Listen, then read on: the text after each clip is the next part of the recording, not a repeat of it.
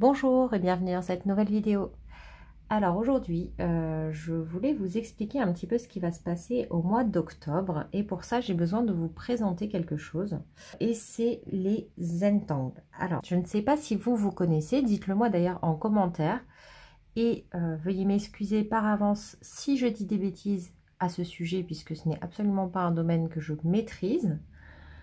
Mais j'avais envie de vous en parler et je vais vous expliquer pourquoi. Donc déjà, qu'est-ce que c'est que le Zentangle? C'est le fait de dessiner des formes géométriques répétitives pour se détendre.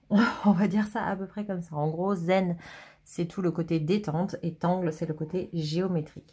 Si j'ai bien compris, hein, attention, je vous dis, je n'en ai jamais fait, je ne connais pas très bien. Enfin, j'en ai déjà fait sans vraiment savoir que ça s'appelait des Zentangles. Mais voilà, c'est pas vraiment un domaine que je maîtrise. Mais je voulais vous le présenter parce qu'on va en reparler le mois prochain. Donc, c'est effectivement donc une méthode relaxante avec des motifs structurés comme je vous le disais.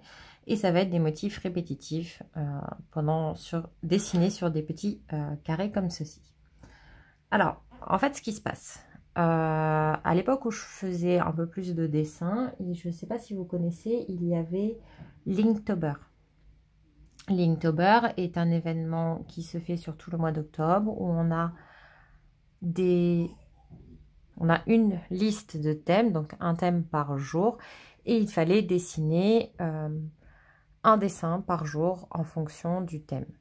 Enfin, il fallait, si on voulait participer, bien sûr, il n'y avait aucune obligation. C'est un challenge que j'aimais bien, qui me permettait de sortir des sentiers battus, de découvrir d'autres choses. Voilà. Donc ça a été décliné 15 000 fois par différents artistes. Et la communauté Zentangle, du coup, s'est approprié Linktober également et propose son propre Inktober. Donc du coup, on a un motif. Donc je crois qu'on a un motif chaque jour à reproduire sur son Zentangle. Alors même si on a tous le même motif, ça ne veut pas dire du tout qu'on aura tous le même résultat, hein, justement. L'avantage de cette technique, c'est que, de ce que j'ai vu en tout cas, chaque tuile sera différente les unes des autres, même avec les mêmes bases, parce que chaque personne est différente, tout simplement. Donc j'ai cherché des informations. Donc, pour vous parler des 8 étapes que j'ai trouvées très rapidement sur un site qui avait l'air d'être plutôt fiable vis-à-vis du Zentangle. Donc, ils disent que la première étape, c'est la gratitude et l'appréciation. Donc, gratitude, appréciation pour le papier, pour les outils, pour l'opportunité de dessiner ça. Et de passer donc 15 minutes, 20 minutes à prendre ce petit temps-là pour soi chaque jour. Chaque jour ou pas, il n'y a aucune obligation comme je vous le disais.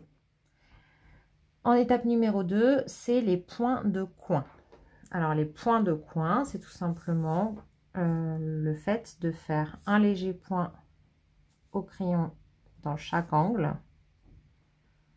comme ceci. Et en fait, ça permet tout simplement d'éviter la page blanche.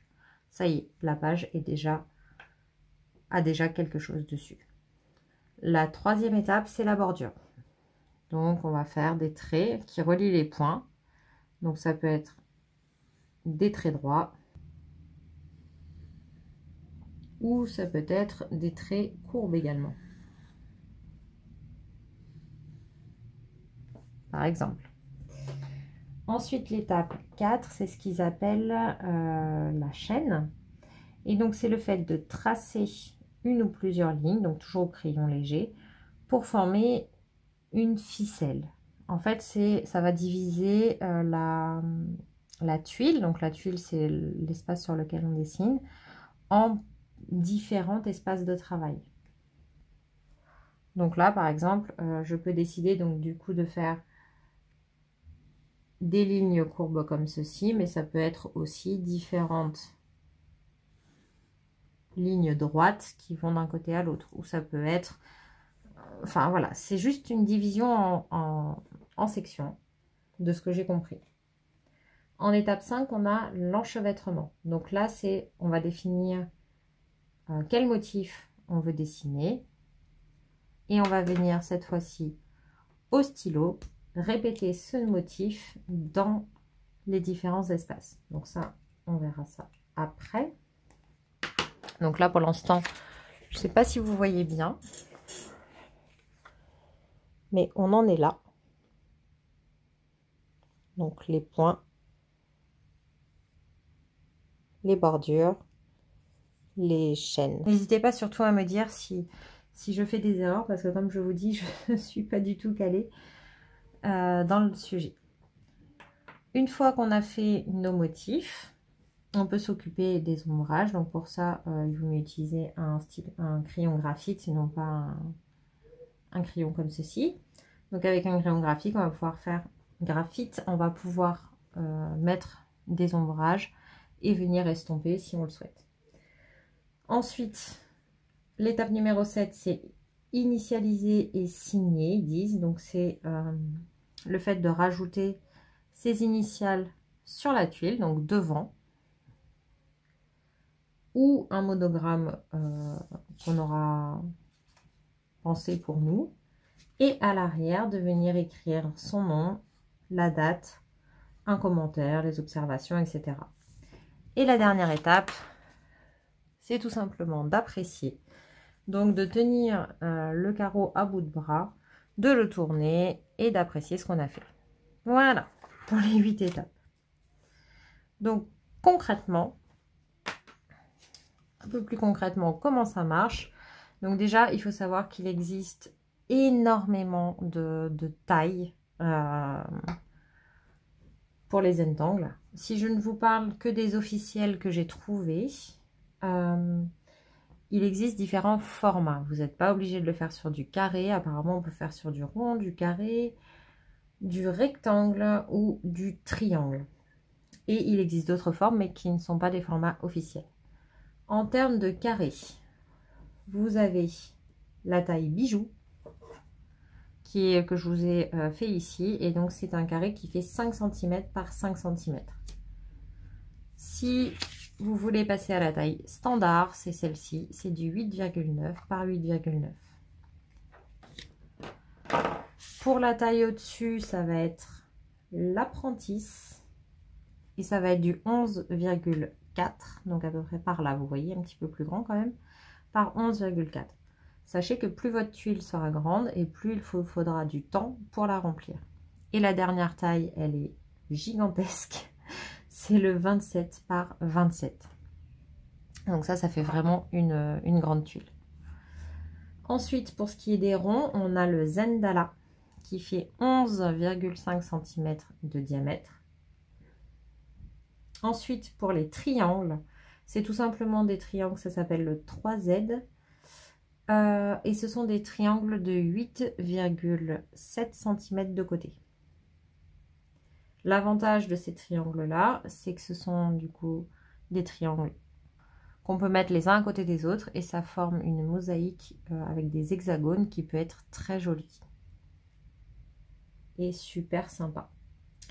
Et enfin, on a les formats rectangulaires.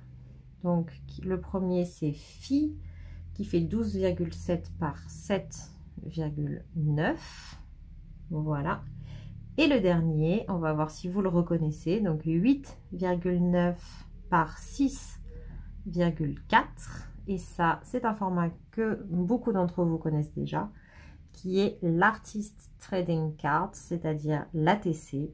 Donc, pour ceux qui ne connaissent pas, les ATC sont utilisés dans différents domaines. C'est un format de carte artistique à échanger et à collectionner. Donc là, dans le cas présent, c'est pour faire des Zentangle, mais on peut faire ce qu'on veut dessus, bien entendu.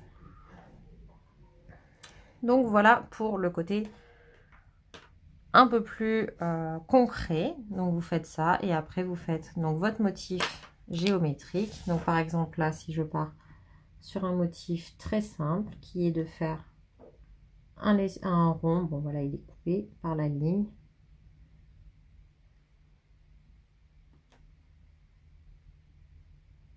Et je viens tranquillement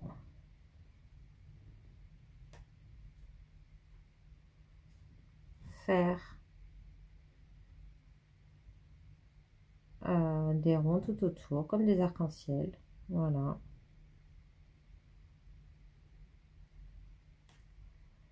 Je vous dis, je sais pas trop ce que je fais, hein. Hop.